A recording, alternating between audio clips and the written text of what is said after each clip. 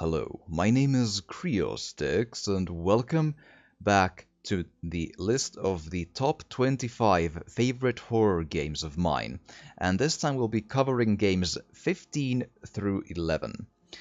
And just before I begin, I have to mention that we're entering the area of horror games where the difference between these games is so small in just comparing which is better that I actually went to Suplex City with myself all around here to uh, place some of these games all over again when I just roughly half an hour ago from recording this, I just wanted to check, like, am I sure that this goes here and this goes here? And I actually jumbled around every game from 14 to 11 once more. It's that close, okay? So there we are. But without further ado, number 15 is Layers of Fear.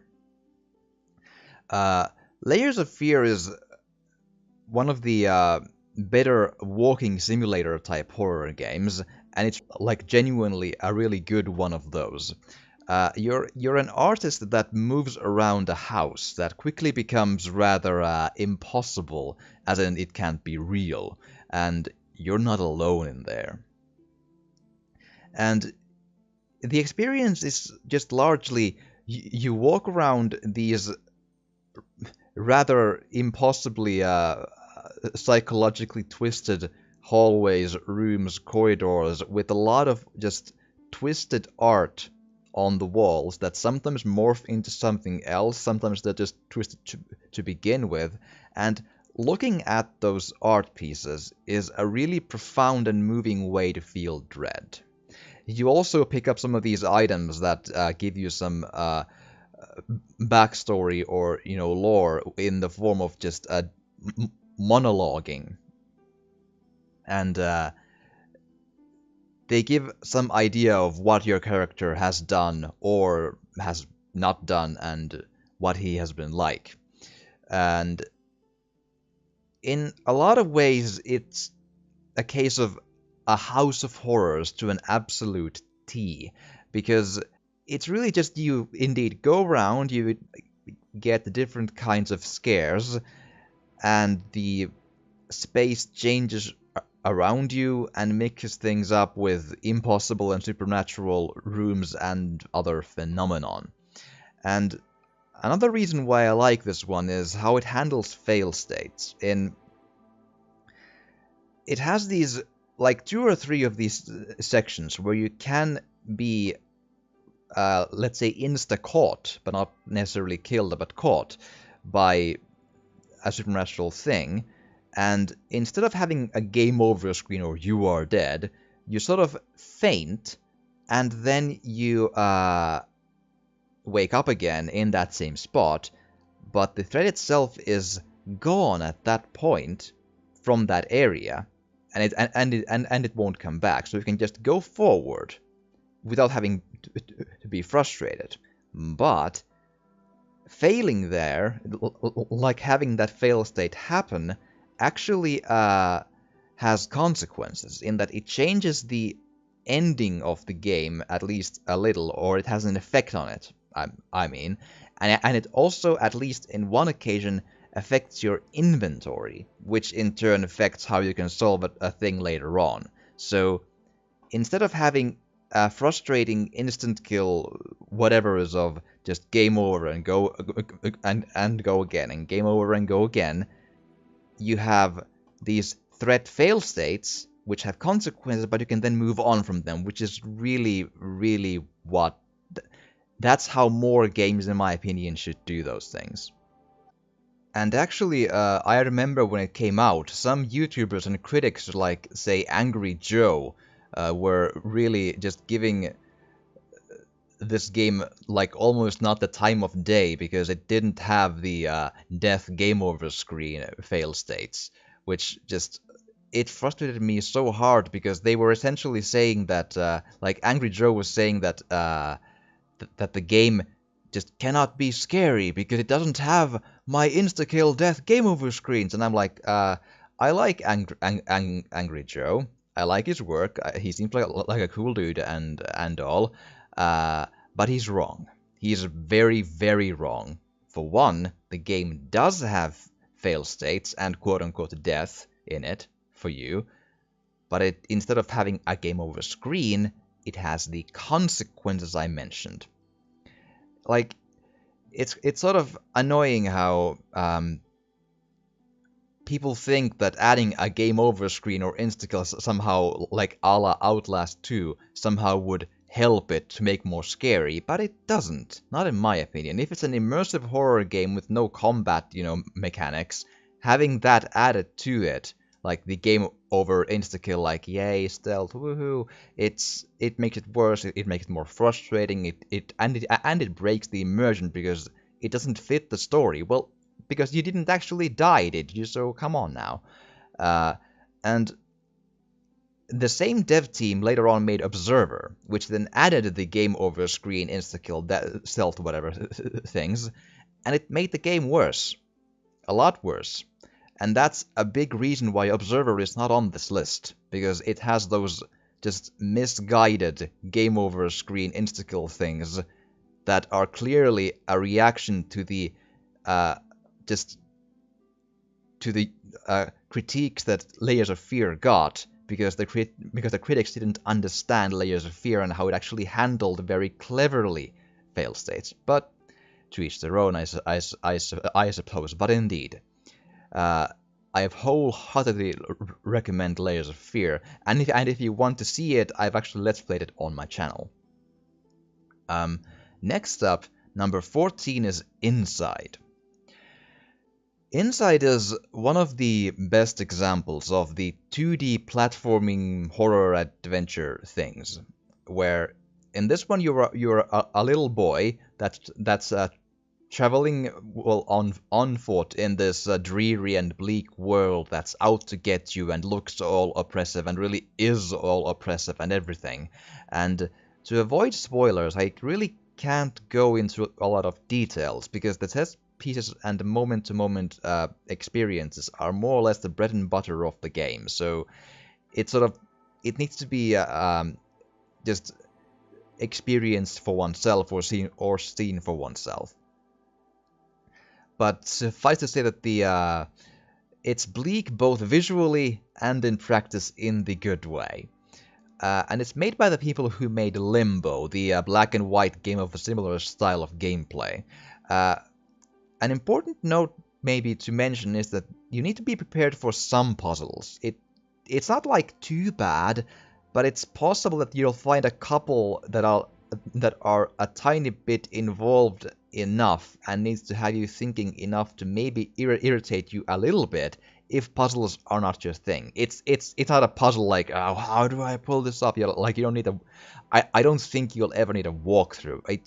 You need to think on a few puzzles for a little while maybe, but still they are of the move box here to get to here to accomplish this other thing so you can get another thing to here and then continue sort of puzzles. And in my opinion, they are pretty well designed, but indeed be aware that the game itself is not just, walk forward, jump again, reach the end. You need to do the thinking man's moments a little bit, but, it's not too bad at that. But indeed, a couple of times you may get a little like, ugh, come on. But I think it doesn't really detract too much from the experience there. And in the end, the biggest strength of the game is really how you feel at the end.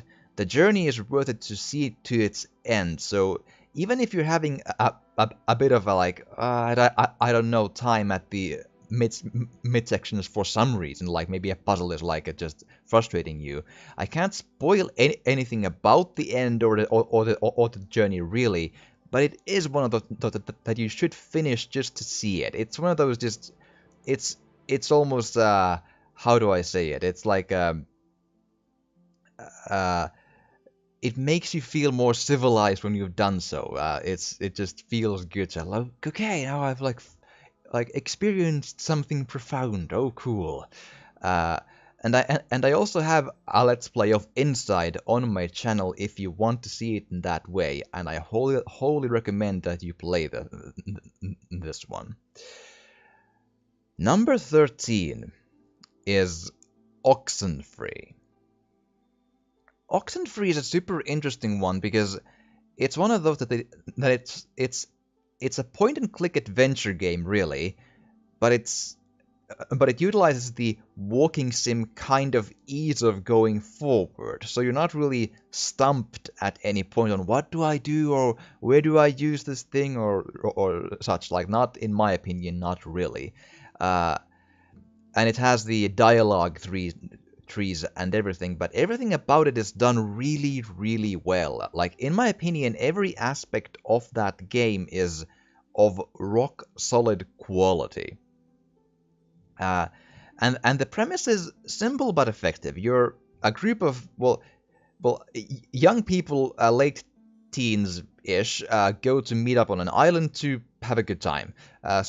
Then strange things happen on said island, and supernatural things start occurring there, and things progress from there. I don't want to again go into spoiler details because narrative games, they maybe should be experienced fresh and indeed unspoiled. But you're controlling this one of the youngsters, this blue-haired lady, and the characters themselves are, in my opinion, really well written and believable and speak like people do. And they're likable with maybe the exceptions of a couple of people or someone who isn't supposed to be likable. It's like, intended.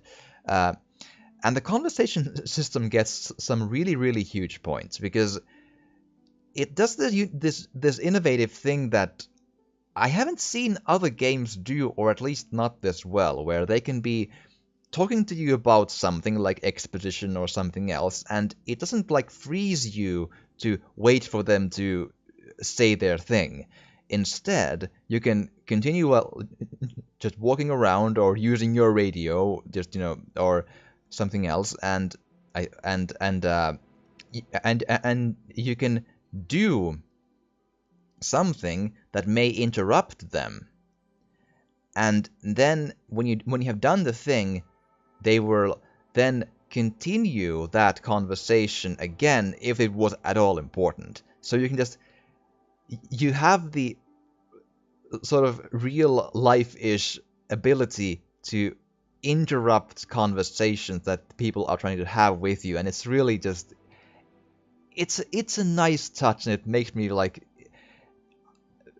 I don't think any other games have done that, and indeed, or at least to that sort of like well thought out extent. So that's good. And I didn't think the game would be scary at first, and it's really not in the boo scary way, but I felt genuine dread, the good horror game kind of dread throughout the course of the story because I cared about the characters, and when I understood more and more about the current situation that they were in, I also felt the dread of the experience that they were having. So there we are with that. It's surprisingly, like, indeed, scary is maybe not the opportune word mostly, but it does just it's a sinking in dread of what's going to happen to these people. And really, I can't think of many real just drawbacks that like could cause issues for you. It's just, you should know that it's not a jump scary boo sort of a game, more that it's a thrilling story that you get to go through with well-written characters. And at least in my case, that story stayed with me. And number 12. Next up is Limbo. And indeed, this is the game that's made by the same people who made Inside. And this was made before Inside. And as I mentioned before, the premise is similar in that it's a 2D platformer horror game, with some puzzles thrown in. And what I said about the puzzles in Inside kind of apply here as well. It's a lot of moving boxes, and they shouldn't be too difficult, but you may encounter a couple of ones that you need to just twist your mind just a little bit than you might like. But again, I would be surprised if you really, really need to absolutely have a walkthrough. I don't think you will. It's if you have the patience to think like 5 or 10 minutes, you should be just fine. And only a couple of them required to think that much. They are mostly of the, okay, this trap goes off here. I need something to be in this spot. Maybe I'll pull that box or that body, and there we go. So they're really not that complex, in my opinion. The visual look is one of the strongest in any game I have ever seen, ever. It's essentially black and white, and mostly really just shadows, but the look embodies darkness, and everything is in a dark silhouette.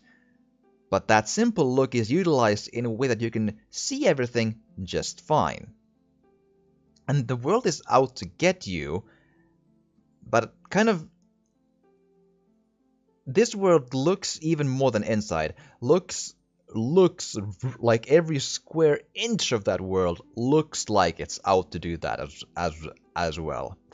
And it's filled with these hidden traps in the darkness that will gruesomely kill you, but not enough to be, I think, frustrating. It's like it's more like it has a few of these moments where you're going through a thing, and then from the shadow a trap goes off and just brutalizes the kid just into pieces, and the rather surprisingly gory death and just bleak, like, oh, ouch. That shock is actually so effective to me that it offsets the frustration of, oh, I died, come on. So indeed, that's... And back then when it came out, especially, that approach to a game really wasn't a mainstream thing to take. Like, it was a little boy in a super dark world and gruesome death everywhere. Like, oh boy, goody, yay, great. And why I like this more than Inside, really, indeed, as I mentioned, the difference between all these games here is really getting really, really small. It's like you need to just understand that they are not that much better between like each space. It's really close. But I do indeed like this more than Inside, because the look honestly is the like spot that seals the deal for me. The visuals, the enemies, the giant insects, arachnids, silhouetted against these or silhouetted as these pointy dark shapes are haunting and have still stayed with me all these years. It's a more simple look, but it's also universally more effective in its look, in that it doesn't really rely on any cultural or learned fear of something. And it goes more for the primal fears of the dark and the monsters that lurk somewhere unseen in that dark. And it does it superbly. It's like it. Next up is going old school here again this time, and number 11 is Eternal Darkness, Sanity's Requiem. And indeed, this in the era of Nintendo GameCube, and it's an exclusive to that. The premise is that you are a lady, a young lady, who, well, I think an adult, but still, you are a lady whose grandfather has died, rather dramatically and violently, like without a head and all that. And the police are just like, we don't know, we don't have anything to go on, bye. And she decides to stay in the manor to try to figure out why. And she finds a book bound in human skin, and you play out the story that you find in that book with different characters like throughout history, and it's a third-person horror like action adventure where indeed you control these multiple different people. I want to say about 12 through history, starting from ancient Roman times all the way to modern, like, you know, current day.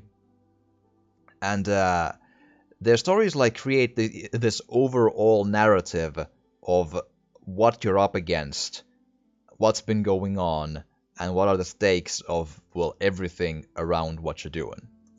And it's a very Lovecraftian type of horror with otherworldly, monstrous entities, and it mixes that with some like magic and magic spells and that sort of stuff. And actually, during the course of the game, you'll also learn to use magic to buff up your weapons, for example. And also, it's a really unique beast in that it has these, how can I put this? These fake out fourth wall scares. Like fourth wall breaking scares, really, almost. It can mess up things about what you're seeing on screen to fake you out, and then it sort of reverts back to before the moment that the fake out started, you know, which can be like, say, 10 seconds.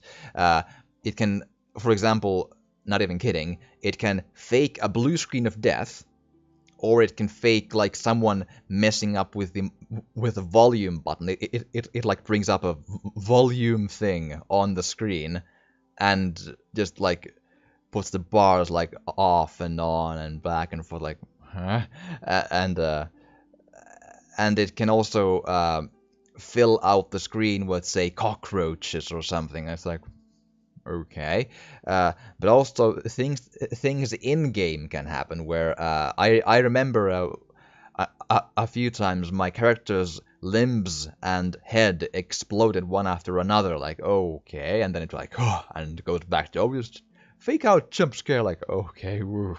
And also I remember sinking into the floor and getting that same thing, like, oh, jump scare, like, ooh.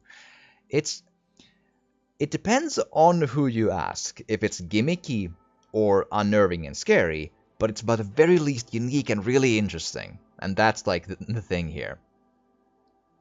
And the list really goes on what sort of fake out scares it has. And another really unique thing is how the combat is designed, because this is again from an era where third-person combat wasn't the exact same in every game, right? So in this one, you could target different body parts of the enemies and then just hit those parts. And it's actually a lot less cumbersome than you'd think it is, but it does take a bit of like getting used to a unique system of combat. But it's like it's in the end pretty snappy. Like, go there and hit, go there, hit, there, hit, there, hit. It's really not that difficult. And the overall package is really downright fascinating as well as scary. It may show its age here and there a bit, but it has some really brave and unique ideas in that it makes the game more interesting than most like modern horror games combined, really. And before I wrap up with it, I want to like maybe the most memorable like historical moment of like the 12 people. Like I remember like there's a Mayan temple at some point as well, and I remember one is really striking. There was this rather long and involved scenario, like story in, I think it was like 1916, I want to say, in this French cathedral, which was had been transformed to a field hospital during World War One, indeed, and like there was maybe even a thunderstorm outside, and you're this soldier or such in there, and that place is haunted by the Lovecraftian stuff, while also it still is a field hospital that like there's still people alive in there and seeming more or less normal at at least at first. And all that entire scenario just... That's a haunting thing to go through, and it's a super interesting one by the very least. I really, really enjoyed it, and I liked this game a whole bunch. And I hear I'm not alone. I think it's largely a really a fairly well-known cult classic, really, from the GameCube. So if you can, it's probably one of the harder ones to get a hold of these days from this list, but I don't think like getting a GameCube or a Wii, because of the backwards compatibility thing, I don't think it's an impossible thing to do, and it's like not super duper costly, but it's a more involved thing to get than most of the stuff that I've been covering here. But with that though, I am cutting this list off indeed here, because as you've seen, I do indeed go on a bit. But next up, we'll be covering the numbers the 5 numbers of 10 through 6, and it's gonna get even more interesting from here. But I do hope you've enjoyed this, and if you have, please do drop a like or a comment, or even subscribe or share if you want to. Really, really help. And thank you so much for watching, and I will see you again next time.